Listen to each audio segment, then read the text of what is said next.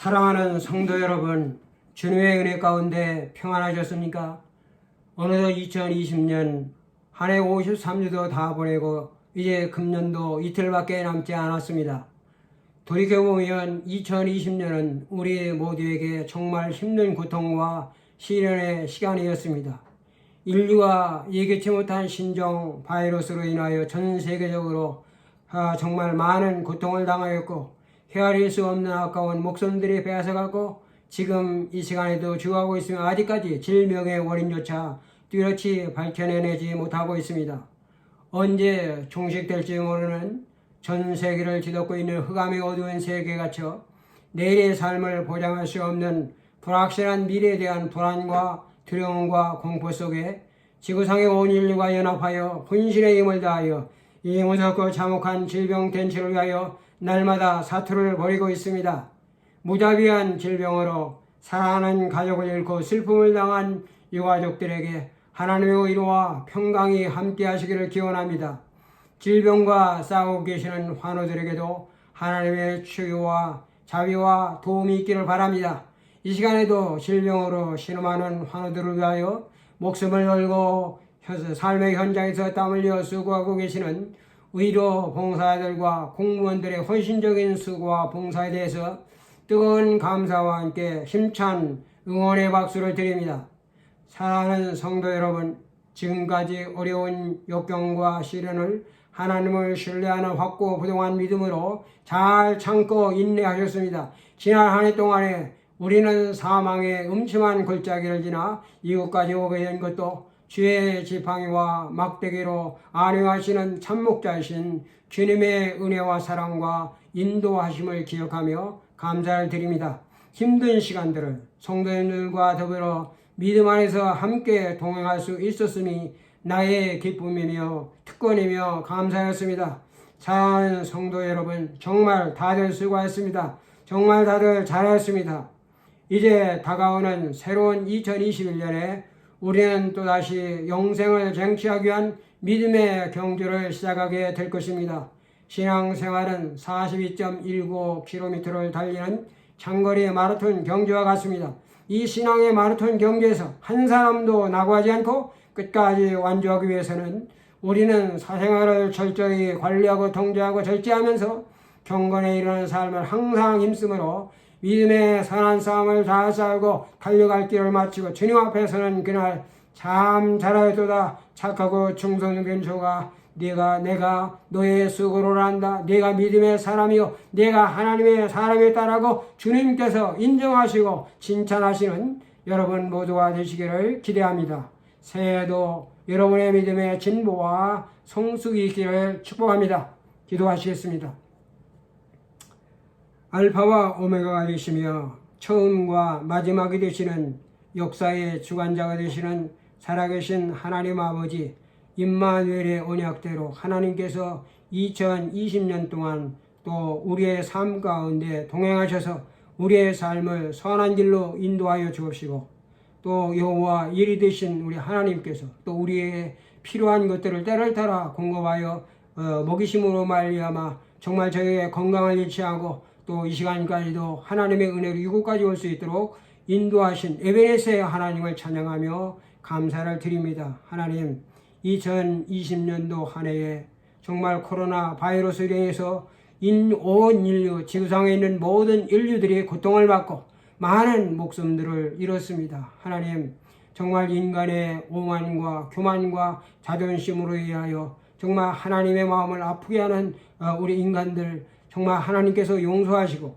하나님께서 이제 진노를 멈추시고 우리 하나님의 은혜와 자비 가운데 이 코로나 바이러스를 하루속히 종식시켜 주심으로 말미암아 정상적인 일상의 삶을 회복시켜 주시옵시고 우리가 단절되었던 인간관계를 회복시켜 주옵시고 또 하나님 앞에 예배할 수 없었던 저희들의 예배를 또 회복시켜 주심으로 말미암아 우리의 범사 속에서 이제 하나님을 인정하며 하나님 앞에 겸손한 마음으로 하나님을 찬양할 수 있는 모든 인류들이 다 될 수 있도록 주님께서 인도하여 주옵소서. 2020년 한 해 동안에 우리가 감당할 수 없을 만큼의 풍성한 은혜를 저희들이 공급을 받았습니다. 그럼에도 불구하고 저희들의 말씀 안에 깨어있지 못함으로 우리의 생각과 우리의 판단과 우리의 의도를 자행자제함으로 말미암아 성령을 근심하게 하며 탄식하게 할 때가 너무도 많았습니다.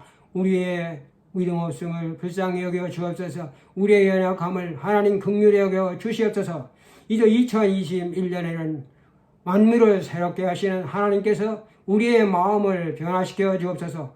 우리의 생각과 우리의 믿음을 완전히 변화시켜 주심으로 말미암아 새롭게 시작하는 2021년도에 또 새로운 마음을 가지고 믿음의 삶을 전진할 수 있도록 하나님 아버지께서 인도하여 주옵소서.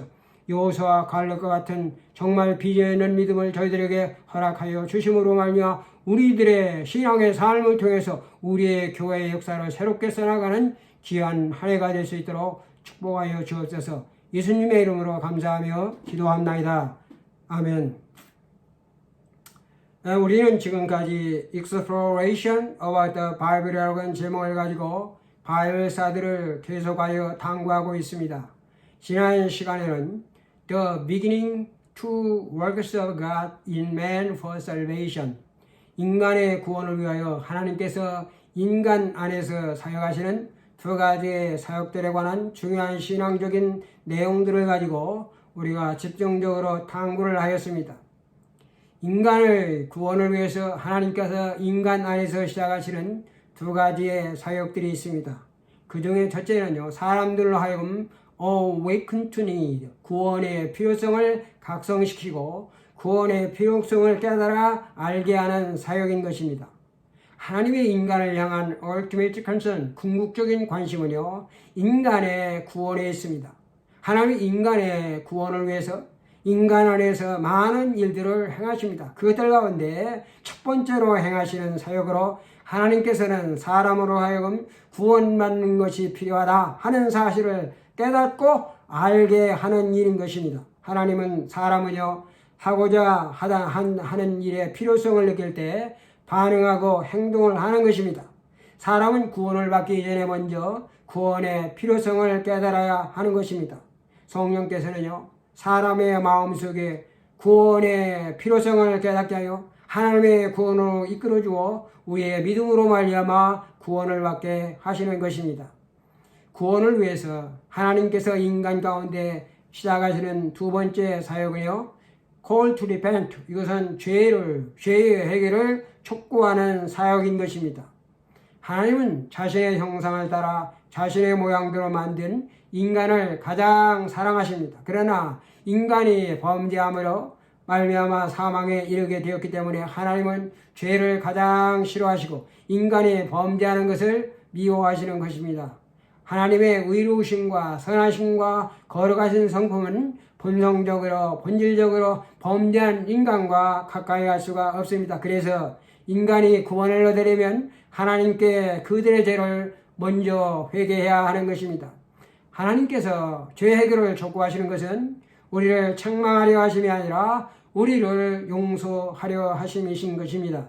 인간을 구원하기 원하셔서 하나님 우리가 무슨 죄를 지었다 할지라도 회개하기만 하면 70번에 7번까지라도 무제한적으로 용서하시는 사랑의 아버지가 되십니다. 그래서 하나님 우리의 죄를 용서하여 구원하시기 위해서 회개에 응답하실 것을 강력하게 촉구하시는 것입니다.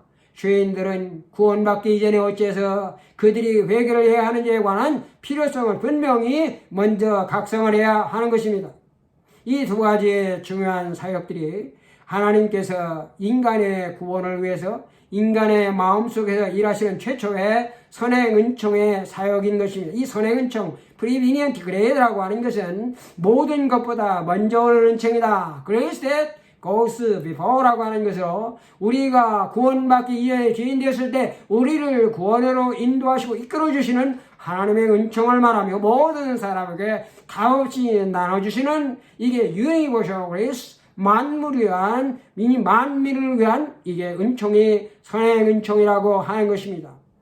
아담이 타락한 이후에 원죄 아래에 있는 인간은요, total defect and total corruption, 전적인 보배와 전적인 타락으로 절망적인 상태에 처해 있었기 때문에 인간 스스로의 힘과 능력으로는 하나님을 알 수 없고 하나님을 지향할 수도 없고 구원을 향한 어떤 흥망도 갈 수 없었지만은 구원으로 이끌어주는 선행 은총의 도움으로 말미암아 구원과 회개의 필요성을 깨닫고 믿음으로 응답하여 구원에 이르게 된 것이라 하는 것입니다. 오늘 여기까지가 우리가 지난 시간에 공부한 내용이 되겠습니다. 여러분 이 말씀들을 여러분들이 잘 복습하시고 또 생각날 때마다 이 말씀관에서 여러분들이 하나님의 말씀을 깊이 상고하시길 바랍니다. 이제 오늘의 주제인 하나님의 인간 구원에 있어서 인간이 해야 될 부분이 있다. Man's part in salvation. 구원에 있어서 인간이 해야 될 역할이 무엇인가 하는 것에 대해서 공부를 하도록 하겠습니다. 우리 함께 누가복음 15장 13절부터 20절의 말씀을 찾아서 함께 보도록 하겠습니다. 이 말씀을 여러분들을 위해서 제가 봉독해 드리겠습니다. 둘째 아들이 재물을 다 모아가지고 먼 나라에 가서 거기서 허랑방탕하여 다 없앤 후에 비로소 궁핍한지라 이에 스스로 돌이켜 이르되 내 아버지에게는 양식이 풍족한 품꾼이 얼마나 많은가 나는 여기서 줄여 죽는구나. 내가 일어나 아버지에게 가서 이르기를 아버지여 내가 하늘과 아버지께 죄를 저사오니 지금부터는 아버지의 아들이라 일컬음을 감당치 못하겠나이다. 나를 품꾼의 하나로만 보수하리라 하고 이에 일어나 아버지께로 돌아가니라. 아멘. 이 본문의 말씀은요 이런 아들의 비유로서 우리에게는 프라디갈 선 탕자의 비유로 잘 알려진 말씀인데요, 이것은 예수님께서 회개의 가르침을 준 아름다운 말씀이 되겠습니다. 오늘 성경에 따르면 죄인들을 향하신 하나님을 가리켜서 이렇게 표현합니다. 말씀하시는 하나님이다. God who is speaking. 하나님은 죄인들을 향하여 말씀하시는 하나님이다. 또 다른 것은 하나님은 이 God who is forgiving. 이것은 하나님을 용서하시는 하나님이다 말씀합니다. 또 God who is listening. 하나님은 들으시는 하나님이다. God who is seeking. 하나님은 찾으시는 하나님이다. 그리고 하나님은 God who is waiting for. 기다리시는 하나님 등 다양한 모습으로 묘사를 하고 있습니다. 오늘 이 본문의 말씀은요, 아버지의 품을 따라 탕자로 살아가던 오늘 그 아들이 이게 죄를 뉘우치고 돌아오는 아들을 부둥켜 하고 기뻐하시는 아버지의 극적인 묘사를 통하여 하나님께서 죄인들이 회개하고 돌아오기를 얼마나 기다리고 계시는지, 돌아올 때까지 마음 졸이고 끝까지 참으시고 기다리시는 하나님의 모습에 관해서 연극의 한 장면을 보여주니 회개의 아름다움을 회화적인 필체로 아주 선명하게 설명하여 영적인 감동을 우리에게 던져주고 있습니다. 인간은 스스로 힘으로 인간을 구원할 수가 없습니다. 구원은 전적으로 하나님의 자비와 은총에 의한 하나님의 주도적인 사역이 되기 때문에 그렇습니다. 하나님께서는 인간의 의사와 관계없이 오늘 인간을 구원할 수 있는 absolute sovereignty, 절대의 주권을 갖고 계신 분입니다. 그러나 하나님은 인간을 구원하는 데 있어서 어떠한 경우든지 인간의 free will, 자유의지를 존중하시며 그것을 무시하거나 결코 침해하지 않으시는 분이십니다. 인간의 구원이 하나님의 은혜에 관한 것인지 또는 인간의 자유의지에 의한 것인지에 대한 엇갈린 주장들이 있었습니다. 이 문제에 관해 제세로 어거스틴과 펠라기우스라고는 두 사람 사이에 아주 맹렬한 신학적인 논쟁이 벌어졌습니다. 우리가 잘 아는 어거스틴, 원죄설을 주장했던 이 어거스틴이요, 인간의 자유의지가 원죄로 인한 토럴 디피델티, 토럴 커러션, 전적인 타락과 전체는 부패로 약화되고 무력해져서 죄를 다스릴 통제력을 상실하였고 선을 행한 능력이 없기 때문에 인간의 구원은 오직 하나님의 은총으로만 가능하다, 이렇게 주장을 했습니다. 여기에 대해서 오늘 펠라기우스라고 하는 사람은요, 인간의 자유의지를 가지고 얼마든지 인간은 구원을 받을 수가 있다고 하는, 인간의 자유로 인간은 구원을 선택할 수 있고 구원을 포기할 수 있다고 이렇게 봐. 인간의 구원이 하나님의 전적인 은혜에 다 달려있다는 어거스의 주장과는 완전히 다르게 그것은 전적으로 인간의 자유의지에 달려있다, 이렇게 주장을 했습니다.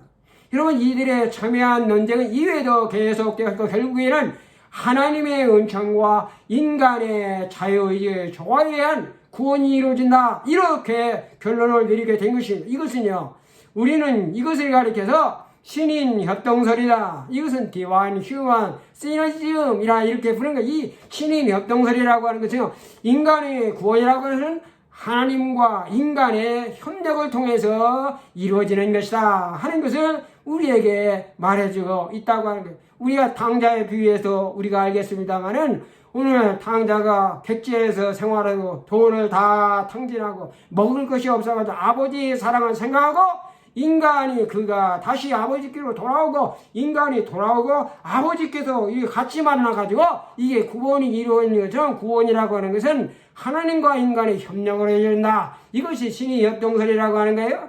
여기에서 천주교는 어떻게 생각하느냐. 하나님의 은혜가 그 역할이 이게 50% 인간의 의지가 인간의 자유의지 역할이 50%다. 반반이다. 그래서 이것이 협력해가지고 구원을 이룬다. 이렇게 주장하는 거예요.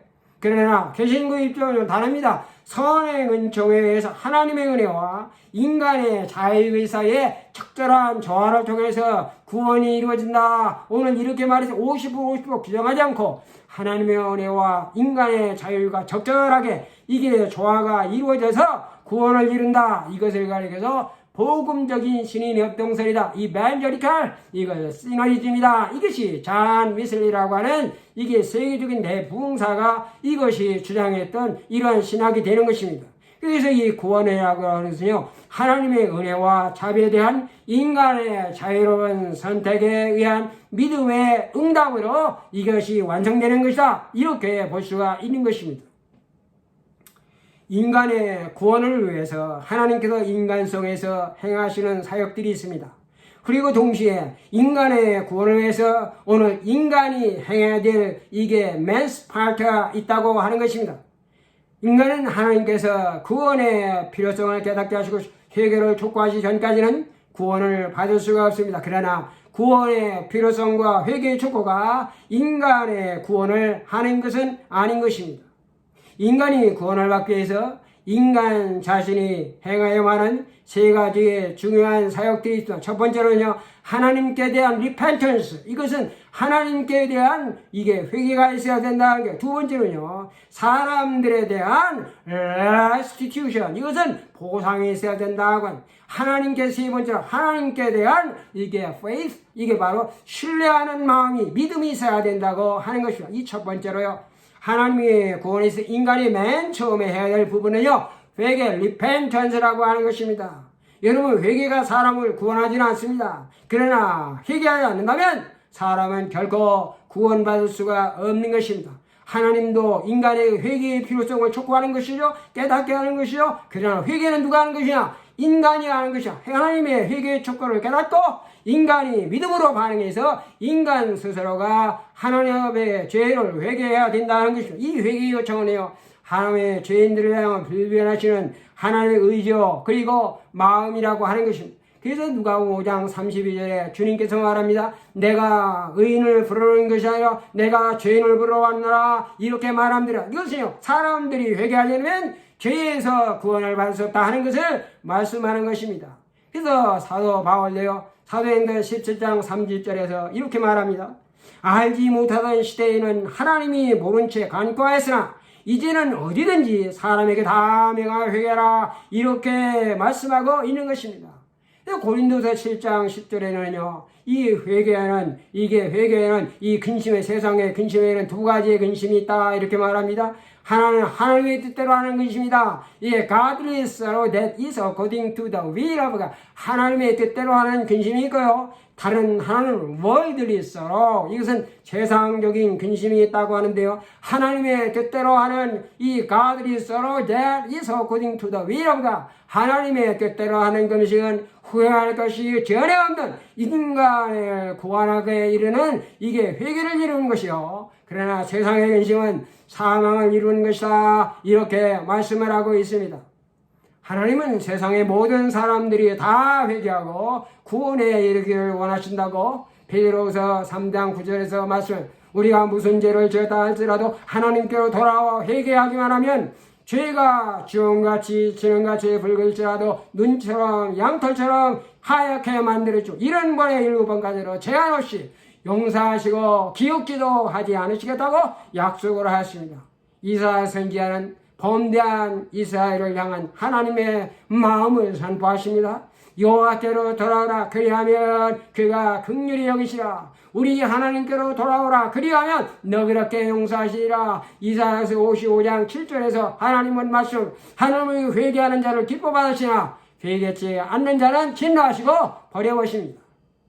여러분, 이 회개라고 하는 말은요, 헬라어요, 이게 메타포니어, 이렇게 해서 하나님을 향하여 인간이 나아가는 것이다. 이게 man's move towards가 하나님을 향하여 인간이 하나님을 향해 나아가는 것, 이것이 바로 메타포니어, 회개라고 하는 것입니다. 가던 방향을 바꾸어야 생각과 마음을 하나님께로 돌이키는 것, turning to God from sin, 죄악된 생활을 하는 소리 바꿔가지고 마음과 생각을 하나님께, turning to God, 하나님께 돌리는 것을 말하는 것, 그것이 바로 우리가 당자의 비유의 말씀 속에서 우리에게 잘 설명을 해주고 있습니다. 둘째 아들은요, 허랑방탕한 죄악된 생활하다가 그가 그것이 잘못된 것을 스스로 깨닫고 스스로 돌이키고 일어나서 아버지께로 돌아가냐 두 번씩이나 누가복음 15장 17절에 20절에 걸쳐서 그가 말하고 있어요. 이 스스로 돌이키고 일어섰다고 하는 것, 이것이 바로 가단 방향과 이게 가단 방향을 반대로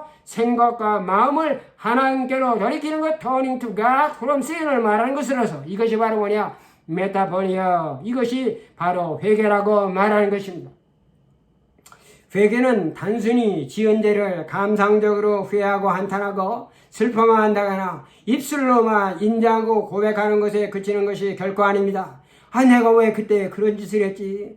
그런 짓을 하지 않았으면 좋았을 텐데 하며 이게 후회하고 탄탄하고 안타까워하고 슬퍼만 한다거나 입술로만 인정하고 이게 자백에 그치는 것이 아니라 이러한 일들이 회개의 동기와 원인이 간접적인 이유가 될 수 있지만은 그러나 그렇게 후회하는 것이 본질적인 것은 아니라고 하는 것이, 후회라고 하는 것은 그보다 더 근본적으로 마음의 변화란 실질적인 마음의 결단이 따르는 하나님께로 방향을 전환시키는 것, 이것을 가리켜서 우리는 회개다, 이렇게 참된 회개는요 반드시 열매가 수반되게 되어 있습니다. 이것이 바로 하나님께서 회개하는 자들에게 주시는 이게 축복이라고 하는 것입니다.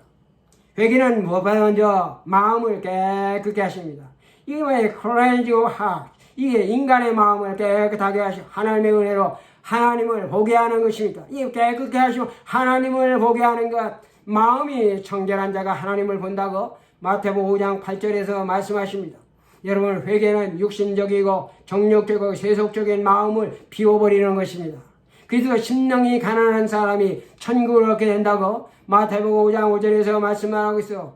회개할 때 마음이 새롭게 변화되는 놀라운 능력, transformation of heart, 이 능력으로 말미암아 new creature, 새로운 피조물이 되는 것입니다. 사도 바울은 말하며 보라 이전 것은 지나갔으니 그리스도 안에 있으면 이제 내가 새 것이 되었다. 보라 이전 것은 지나갔으니 보라 새 것이 되었다고 고린도후서 5장 17절에서 말씀을 했어요. 옛사람의 생각과 행실을 벗어버리고 하나님을 따라 의와 진리와 거룩함으로 창조되어 새 사람이 된다고 오늘 에베소 4장 22절에서 사도 바울이 말씀하고 있는 것입니다. 회개할 때 죄 사함을 받아 거듭나는 은혜를 경험하게 됩니다. 이것이 grace of born again, 이 regeneration을 경험하게 되는 것입니다. 예수님은 니고데모에게 말씀하셨어요. 네가 물과 성령으로 거듭나지 않으면 결단코 천국에 들어가지 못하리라. 이렇게 말씀하셨어요. 이 말씀이 아무도 회개하지 아니하고는 결국 결단코 천국에 보지도 못하고 들어갈 수 없다고 말씀하셨어요. 이것은요, 지옥은 죄 지은 사람들이 가는 것이 아니라 죄 짓고 회개하지 않는 사람들이 가는 것입니다. 이것이 바로 회개하라 천국에 가까워라 하는 세례요한의 메시지의 요지가 바로 그것이었다고 하는 것입니다. 회개는 하나님의 진노를 멈추게 하시고 하나님의 마음을 바꿔버립니다. 이것이 회개의 능력이라고 하는 거예요. 주님은 기적을 많이 베푸신 마을 사람들이 회개치 않음을 보시고 슬퍼하시고 심히 책망하셨습니다. 화 있을진저 베세다와 고라시나 하나님이 슬퍼하였어요. 그러나 사악한 이누의 백성들이 요나가 세라는 심판의 메시지를 듣고 금식하며 회개함을 보시고 마음을 돌이키시고 용서를 하였습니다. 범대한 다윗이 통해하는 눈물을 보시고 하나님은 그의 죄를 용서하시고 내 마음에 합한 자라 하시고 그의 후손을 통하여 하나님의 인류의 메시아인 예수 그리스도를 탄생하게 하심으로 말미암아 하나님의 구원을 완전히 성취하십니다. 하나님은 회개함이 없는 바리새인의 기도에 관심을 두지 않았고 창기의 눈물에 기도를 들으시고 응답을 하였습니다. 하나님의 말씀은요, 세상의 모든 사람들이 회개해야 할 것을 강력하게 요청을 하고 있습니다. 사람은 누구나 구원받기 위해서는 회개가 꼭 필요한 것입니다. 여러분, 회개 그 자체가 사람을 구원하지는 않습니다. 그러나 사람이 회개하지 않는다면 구원을 결코 받을 수가 없습니다. 회개는 죄 때문에 근심하고 용서를 구하고 죄지는 생활을 중단하는 것입니다. 그래서 사도행전 3장 19절에 사도 베드로가 이렇게 그러므로 너희가 회개하고 돌이켜 너의 죄 없이 함을 받으라. 이같이 하면 새롭게 되는 날이 주 앞에서 너희에게 이를 것이라고 말씀을 하였습니다. 두 번째로 인간이 구원을 받기 위해서 인간 자신이 행해야 되는 그 역할로서 회개 이후에 오늘 회개하던 다른 사람들에 대해서 오늘 그가 저지른 그 잘못된 것들에 대해서 보상이 뒤따라야 된다. restitution. 이것을 의미하는 것입니다. 오늘 마태복음 3장 8절에서 세례요한은 회개하라 천국에 가느냐 광야에 외친 자가 되어 그 아무도 없는 광야 가운데서 사람들이 외칠 때에 오늘 예루살렘과 온 유다와 요단강 사방에서 몰려드는 사람들이 오늘 그의 음성을 듣고 양심의 찔림을 받고 그들의 죄를 자박하고 세례받는 것과는 달리 오늘 회개함이 없이 형식적으로 세례를 받으려고 나오는 바리새인들을 책망하며 그러므로 이 독사의 자식들아 회개에 합당한 열매를 맺으라고 그들을 책망합니다. 도끼가 이미 나무 뿌리에 놓였으니 좋은 열매 맺지 않는 나무마다 찍어서 불에 던져버리리라. 그 회개에 합당한 열매가 없는 그들에게 하나님의 심판이 임할 것을 경고하였습니다. 모든 나무는요 열매를 맺습니다. 열매 없는 나무는 하나도 없어요. 나무에 있어야 열매가 없다든가 좋지 못한 열매를 맺는다면 오늘 농부의 마음을 실망하게 하는 것입니다. 회개는요 마치 열매 맺힌 한 그루의 나무와 똑같습니다. 회개는 반드시 그것에 적합한 삶의 열매가 맺혀져야 하는 것입니다. 우리가 열매를 보고 나무를 알 수 있듯이 삶의 열매들을 보고 회개의 진리를 알 수가 있는 것입니다. 참된 회개는요 그것에 합당한 restitution, 이게 보상의 열매를 맺어야만 하는 것입니다. 보상한 회개 이후에 사람들과의 관계 속에서 있었던 잘못된 일들에 대해서 변상하는 것을 의미하는 것입니다. 성령께서는요 참으로 회개하는 사람에게 바른 것을 깨닫게 하고 그가 보상해야 될 것들을 성령께서 보여주십니다. 믿는 사람들 중에 하나님께 지난날에 잘못된 일들을 회개하고 용서를 받았으면 그것으로 끝나는 그것들에 대해 더 이상 책임을 지지 않아야 된다 이렇게 생각하는 사람들이 많이 있습니다. 그러나 그것은 정말 잘못된 것임을 우리가 알아야만 하는 것입니다. 우리가 하나님께 범죄할 일들에 대해서는 진심으로 회개하고 용서를 받음으로써 더 이상의 죄책감을 느끼지 않아도 되는 것입니다. 그러나 사람들과의 관계 속에서 있었던 잘못된 일들에 대해서는 하나님께 먼저 회개함으로 용서를 받고 그 후에는 반드시 피해를 준 당사자에게 사과하여 용서를 구함과 동시에 물질적인 피해를 입힌 것이 있다면 그 물질적인 피해에 대해서 반드시 보상을 해야 하는 것입니다. 훔친 것들이 있다면 우리는 그것을 돌려줘야만 하는 것입니다. 오늘 거짓말한 것이 있다면 용서를 구하고 될 수 있는 한 바로 똑바로 잡아야 합니다. 그래야 온전한 회개가 되는 거죠. 그렇지 않으면 하나님께 용서를 받았지만은 사람들에게 용서를 받지 못하고 그로 인하여 피해 당사자로부터 오늘 맹렬한 비난을 받을 수가 있는 것입니다. 구약의 복음이며 속죄의 책이라 불리우는 오늘 레위기에는 인간의 속죄함을 얻기 위하여 하나님께 드려야 하는 5가지의 제사에 대해서 말씀을 하고 있습니다. 오늘 번제, 속죄, 화목제, 속건제, 그리고 속죄제가 바로 그것입니다. 이것들 가운데 다른 제사와 달리 이 속건제라고 하는 거죠. 이 속건제는요 하나님의 성물에 대해서 범죄했을 경우, 다른 사람의 물건에 손상을 입힌 경우, 하나님의 금령을 분위에 범죄했을 경우에 하나님과 사람 앞에서 범죄와 허물을 용서받고자 하나님께 드리는 제사가 이게 속건제다. 이 속건제는요 죄를 회개한 다음에 오늘 반드시 물질적인 피해 보상을 입힌 사람들에게 적절한 보상을 해줘야 된다 하는 것을 오늘 믿는 자들에게 오늘 가르쳐 주고 있는 것입니다. 모세가 이스라엘 백성들의 지은 십계명은요, 그들이 반드시 지켜야만 하는 도덕적인 명령으로서 우리로 하나님과 관계된 것, 옆으로는 이웃 사람들과의 관계된 이러한 법률들을 의미해 이것들을 반드시 우리가 준수해야만 합니다. 예수님께서도요, 믿는 자들이 반드시 지켜야 하는 도덕법으로 하나님의 사랑과 오늘 이웃 사랑을 말씀하시면서 이 하나님의 사랑과 이웃 사랑이 온 율법과 선지자의 강령이라고 말씀을 하셨습니다. 우리가 하나님께 잘못을 회개하여 용서를 받으면 이제는 옆으로 사람들에게도 용서를 구하고 재산상의 피해를 입힌 잘못이 있으면 반드시 적절한 변상을 해줘야 하는 것입니다. 그래야 참되고 온전한 회개가 되는 것입니다. 어떤 권사님에게 정말 사랑하는 외동딸이 있었습니다. 권사님은 그 딸을 사랑과 정성을 다해서 애지중지하게 잘 키웠습니다. 그러나 그렇게 소중한 딸에게 일어나서는 안 되는 불행한 일이 발생하였습니다. 어느 날 밤중에 그가 직장에서 집으로 귀가하는 도중에 불량한 사람에게 성폭행을 당하고 말았습니다. 그날의 충격적인 일로 권사님의 가정은 말할 수 없는 어려움에 직면하게 되었습니다. 권사님의 딸의 인상을 망가뜨린 그 사람을 생각할 때마다 너무도 미운 감정이 솟구쳐 올라 도저히 용서할 수가 없어 죽이고 싶다고 하는 증오의 마음으로 항상 괴로워하였습니다. 그러던 어느 날 권사님께서 기도하실 때에 성령께서 권사님이 그토록 죽이고 싶어하는 그 증오하는 사람이 불쌍하다는 마음을 갖게 하였고, 그래서 그를 용서해 주겠다고 하는 생각이 들어 오늘 교도소를 찾아갔습니다. 그래서 그에게 이제 당신의 죄를 용서해 주겠습니다. 그러니 죄책감에서 벗어나시기를 바랍니다. 이렇게 말했습니다.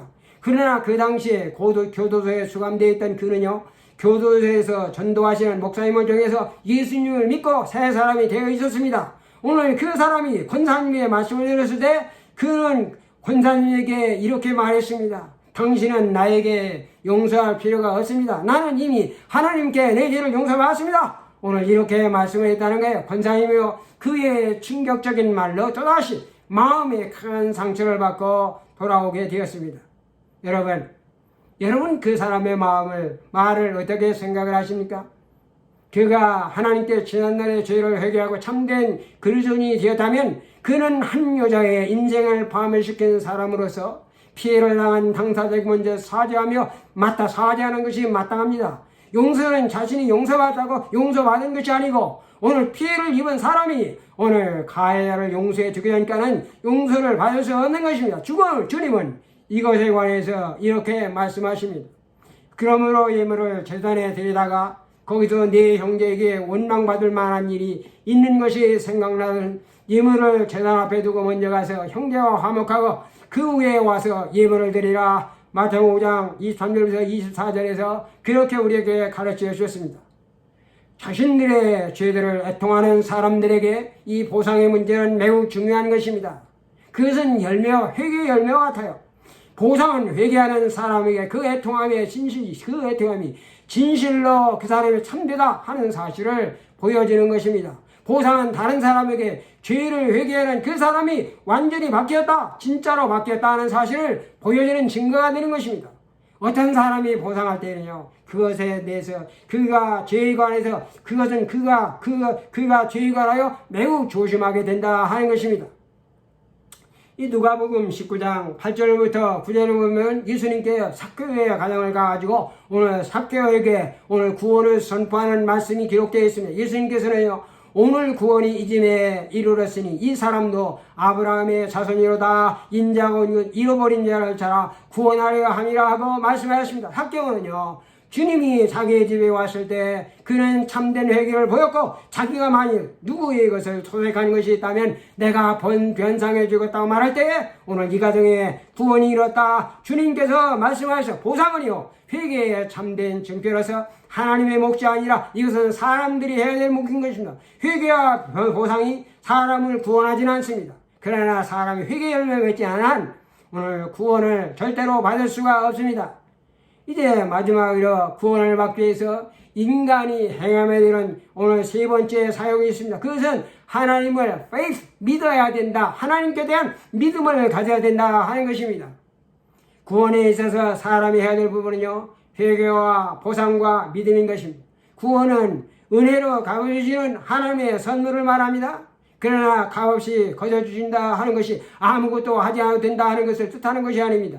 우리는 이미 구원은 조건적이다. Salvation is condition이라고 하는 말씀을 이미 배웠습니다. 이 한 가지 조건은 바로 뭐냐? 예수님의 말씀과 예수님의 명령에 대한 우리의 믿음이라고 하는 사실. 하나님은 구원을 위해서 only believe, 믿기만 하라. 그 믿는 것 이외에 어떠한 것도 다른 조건도 요구하지 않았습니다. 믿음은요, 구원에 필요 충분한 조건이 된다고 하는 것입니다. 오직 예수 그리스도를 구주로 믿는 믿음에 의해서만 우리가 구원을 받는다고 것이 성경이 일관적인 가르침이 되는 것입니다. 여기에 다른 것을 더할 수 없습니다. 이것을 부정하는 것은 바로 이단이 되기 때문에 그렇습니다.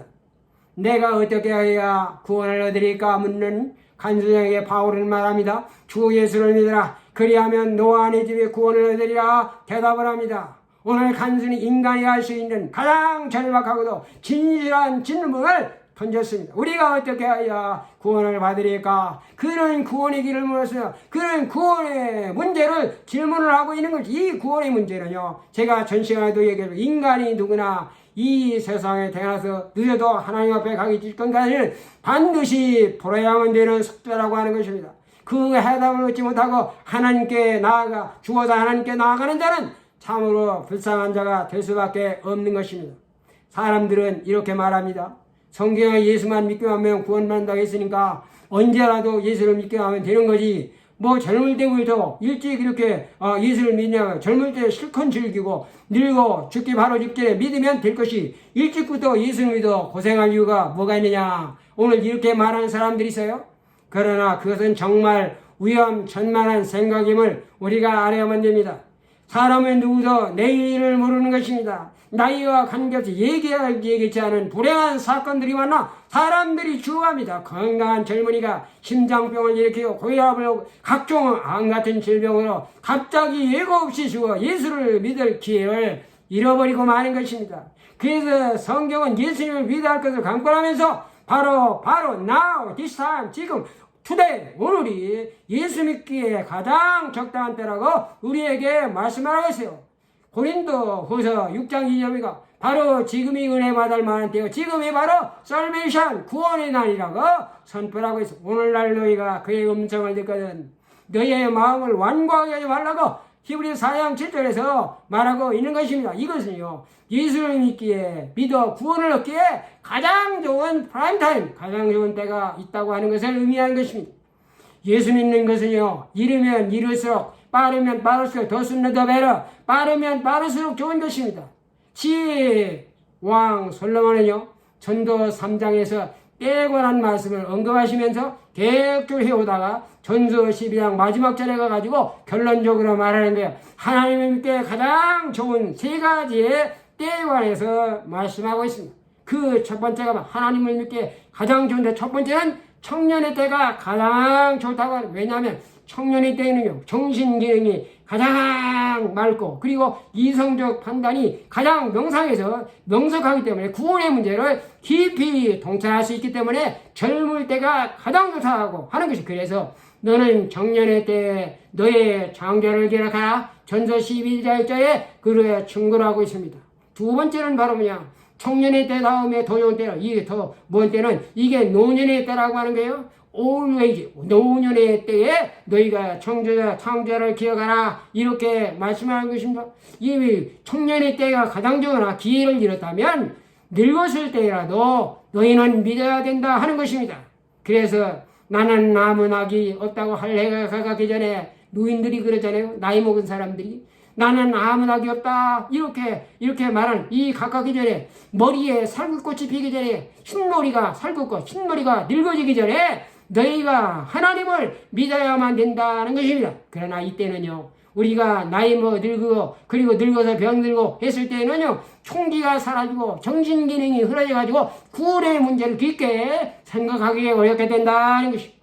그리고 이제 마지막으로는 아무리 늦어도 이제 젊을 때도 믿지 못했고 늙어서 믿지 못했다면 그래도 마지막으로 말하면 늦어도 죽기 직전까지는 숨을 거두기 전까지 너희는 예수님을 믿어 하나님을 믿어야 한다고 그가 충고해요. 그래서 죽음을 의미하는 것으로 오늘 전서 12장 6절부터 계속 밑으로 은줄이 불리고 금줄이 깨져 하리가 깨어지고 이 죽음의 상은 조문객들이 왕래하고 흙은 여전히 있다고 그러더라고. 영은 그것을 주신 하나님께로 리턴하기 전에 너희가 하나님을 기억하라고 오늘 강력하게 충고를 하고 있습니다. 한수는요, 죽음을 방불케 하는 무서운 상황 속에서 구원의 문제를 그가 생각하였고 주 예수를 믿으라 그리하면 너희들이 구원을 얻으리라고 하는 바울의 복음 초청에 믿음으로 응답하여 그는 전가족과 함께 구원받는 아름다운 축복을 받는 자가 되었습니다.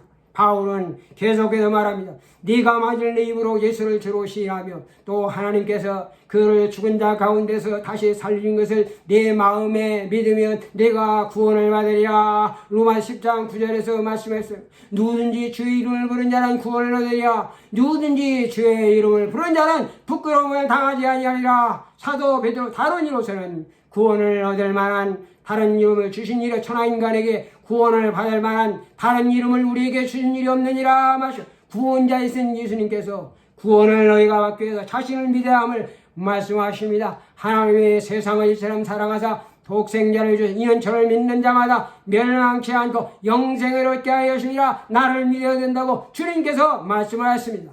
선지자 하박국 그리고 사도 바울이 종교계의 마르틴 루터와 잔 켈빈, 쯔빙글리 그리고 요한 웨슬리 목사 이렇게 한 목소리로 의인은 오직 믿음으로 산다. The righteous will live by faith. 이신칭을 이루어지자 믿음으로 의로워지고 구원받는다. 이신칭을 주장했습니다. 그것이 바로 개신교 신앙의 근간이며 동력인 솔라 피데 only believe 솔라 그라티아 오직 은혜라고 하는 이게 신앙이 바로 이게 믿어야 된다고 하는 신앙을 의미하는 것입니다.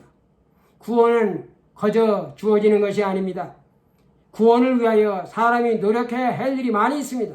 사람은 노력으로 구원을 받을 수는 없는 것입니다. 그러나 노력이 없다면 오늘 구원을 받을 수가 없는 것입니다. 회개와 보상 위에 사람은요, 믿음을 가져야만 구원을 얻을 수가 있는 것입니다. 그래서 이 신학자인 쯔빙글리라고 하는 사람이 있습니다. 이 쯔빙글리와 이 마르틴 루터가 이게 논쟁을 했습니다. 그 논쟁할 때 오늘 쯔빙글리가 이렇게 말합니다. 부싯돌에 불이 있다고 하더라도 불을 얻기 위해서는 부싯돌을 두드리지 않으면 안 된다. 두드려야 오늘 불이 발생하는 것이다. 이와 같이 그리스도가 존재한다, 계시다 할지라도 신앙에서 찾아 구하지 않으면 안 된다고 주장을 하였습니다. 부싯돌이 없이 불을 얻을 수는 없는 것입니다. 그러나 부싯돌만으로 불을 얻을 수도 없는 것입니다. 두드리는 행위가 있어야 비로소 부싯돌이 불꽃을 일으킬 수 있는 것이, 이 두드리는 행위가 바로 뭐냐? 그것은 부싯돌이 하는 것이 아니라 사람이 하는 것을 말한 것입니다. 불을 일으키기 위해서는 두 다가 필요합니다. 두 손바닥이 이게 마주칠 때 소리가 나는 것처럼 어느 하나만을 가지고 불을 일으킬 수는 없는 것입니다. 부싯돌도 사람의 두드리는 행위도 모두 중요합니다. 이것이 구원에 있어서 하나님의 은혜에 대해서 인간이 응답해야 하는 믿음의 역할이라고 하는 것입니다. 사람은요, 회개와 보상 이외에 믿음을 가져야만 우리가 구원을 받을 수가 있는 것입니다. 그래서 오늘 사도 바울은요, 로마서 2장 8절에서 이렇게 말합니다. 너희는 그 은혜를 인하여 믿음으로 말미암아 너희가 구원을 받았으니 이것은 너에게 난 것이고 하나님의 선대 행위에서 난 것이 아니니 이는 누구든지 자랑하지 못하게 합니다. 이렇게 이 말씀에 성경은 하나님께서 그 은혜를 주시기 위해서 우리의 믿음을 통해서 역사하신다는 것을 우리에게 보여주는 것입니다. 믿음은요, 하나님의 능력을 절대적으로 필요로 하는 것입니다. 구원을 위해서 하나님은 사람의 믿음을 가져야 할 것을 강력하게 요청하는 이유가 바로 여기에 있는 것입니다. 여러분, 믿음이라고 하는 것은 이것은 하나님의 몫이 아니라 사람의 몫입니다. 그러나 믿음은 구원의 능력을 하나님으로부터 받는 것입니다. 믿음은 옳은 것을 알고 옳은 것을 행동하는 것입니다. 믿음은 단지 옳은 것을 생각하나 아는 것만이 아니라 옳은 것을 행하는 것도 그것을 포함하는 것입니다. 야고보서 2장 17절을 말합니다. 행함이 없는 믿음은 그 자체가 죽은 것이라고 말씀을 하였습니다. 아무것도 하지 않는 믿음은 이것은 nothing, 무익한 것입니다. 선한 일들을 행하는 것이 이게 믿음은 아닌 것입니다. 그러나 행함이 없다면 우리는 믿음은 아무것도 아니다, empty한 것이다, 이렇게 말씀을 하고 있습니다. 믿음은 완전히 이게 신뢰하는 것이 이게 믿음을 말한 것이에요. 이런 벼랑 끝에 매달린 사람이 필사적으로 붙잡은 나무를 놓지 않고 물에 빠진 사람이 다른 사람을 필사적으로 붙들고 놓지 않는 것처럼 아이들이 부모를 철저히 의지하는 것처럼 하나님을 절대로 믿는 믿음이 이것이 구원을 위해서 반드시 필요하다는 것입니다. 그래서 사도 바울은 골로새서 1장 22절부터 23절에 이렇게 말합니다. 이제는 그의 육체의 죽으심으로 말미암아 화목하게 너희를 거룩하고 흠없고 책망할 것이 없는 자로 그 앞에 세우고자 했으니 만일 너희가 믿음에 거하고 토에 굳게 서서 너희의 들은 바 복음의 소망에서 흔들리지 아니하면 너희가 그리하리라. 이렇게 완전한 신뢰를 우리에게 말씀하고 있습니다. 믿음은 구원을 위한 절대적인 조건이 되는 것입니다. 베드로 전서 1장 7절부터 9절에서 사도 베드로가 이렇게 연단된 믿음, 이것이 연단된, 이게 실현된, 실현되고 단련된 믿음에 관하여 이렇게 말씀합니다. 너희의 믿음의 확실함은 불로 연단하여도 없을 금보다 더 귀하여 예수 그리스도께서 나타나실 때에 칭찬과 영광과 존귀를 얻게 할 것이라. 믿음의 컨클루션, 결국은 곧 영혼의 구원을 받는 것이다. 이렇게 말씀하셨습니다. 여러분, 믿음은 구원을 얻는 데 있어서 이것은 아주 없어서는 안 되는 필수적인 것입니다. 그래서 옛날에는 돈을 벌으며 사람이 그 돈을 은행에 적어가지고 항아리 속에 넣어서 땅에 묻든지, 좀 있는 사람들은 지하 창고 같은 거 이렇게 만들어가지고 그 속에도 보관한 사람들이 많았습니다. 왜냐하면 은행이 자신들의 돈을 지켜준다 이렇게 믿지 못했기 때문에 그렇습니다. 여러분, 믿음도 이와 똑같은 것이에요. 하나님께서 사람들의 생명을 지켜준다는 사실을 신뢰하지 못하기 때문에 하나님께 대한 믿음을 갖지 않는 것입니다. 오늘 히브리서 기자는 이렇게 말합니다. 믿음이 없이는 하나님을 기쁘시게 못한다. Without faith, it is impossible to please God. 믿음이 없이는 하나님을 기쁘시게 할 수 없다. 이것은 우리가 하나님을 믿지 않으면 하나님을 기쁘시게 하는 것은 절대 불가하며 그로 말미암아 구원을 받을 수가 없다는 것입니다. 하나님은 아브라함이 하나님을 믿을 때 그의 믿음을 의로 여기셨고 그의 믿음을 보시고 기뻐하셨고 믿음의 조상이 되게 하였습니다. 하나님의 은혜에 의한 구원은요, 인간에 의한 믿음의 응답으로만 이루어지는 것이다 하는 것입니다. 오늘도 바이블 스터디에 참석하신 모든 분들의 알파와 오메가가 되시며 처음과 나중이신 우리 주님의 은혜와 축복이 함께 하시기를 축복합니다. The grace and the blessing of the Lord, the Alpha and the Omega, the first and the last, be with everyone who takes part in this Bible study in Everlasting Gospel Church of the Nazarene. Thank you so much. See you New Year. Happy New Year.